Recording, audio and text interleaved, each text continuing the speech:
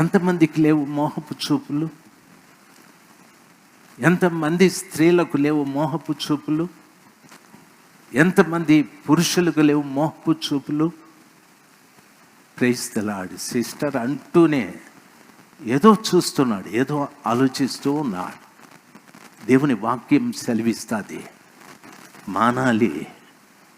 అందుకే బైబిల్ స్పష్టంగా సెలవిస్తుంది, నీ దేహమునకు దీపం కన్నే, అది తేటగా ఉంటే దేహం అంతా వెలుగుమయంగా ఉంటుంది. నీ కన్ను చీకటైతే దేహం అంతా కూడా చీకటే. నీ కంటిలో పాపం ప్రవేశిస్తే నీ దేహం చీకటైపోతుంది. నువ్వు చీకటిలో ఉండి వెలుగైన యేసయ్యను ఏం బోధిస్తావు?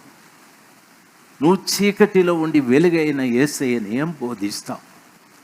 ఎప్పటికీ నీ కళ్ళల్లో ఉన్న పాపం బయటికి వెళుతుంది చెప్పండి? బైబిల్ చెప్తాది, వ్యభిచారిని చూసి ఆశించుచు పాపము మానలేని కన్నులు కలవాడా? బైబిల్ చెప్తుంది.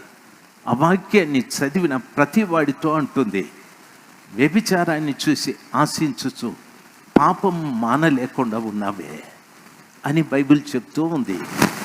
నాతో కూడా మాట్లాడుతుంది, నీతో కూడా మాట్లాడుతూ ఉంది, మనందరితో మాట్లాడుతూ ఉంది.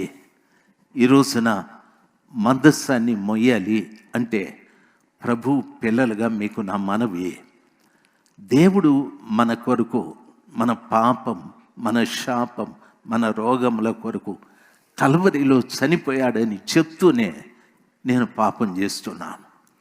కల్వరిలో చనిపోయాడని చెప్తూనే పేదరికాన్ని అనుభవిస్తూ ఉన్నాను.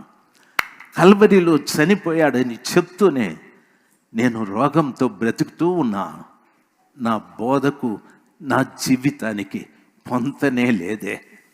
కారణం ఏమిటి? మందస్సాన్ని మొయ్యలేదు, నేను మందస్సాన్ని మొయ్యలేదు. అందుకని నాశనం వచ్చేసాది. తేడా లేకుండా, వ్యత్యాసం లేకుండా అందరి మీదికి నాశనం వచ్చేది.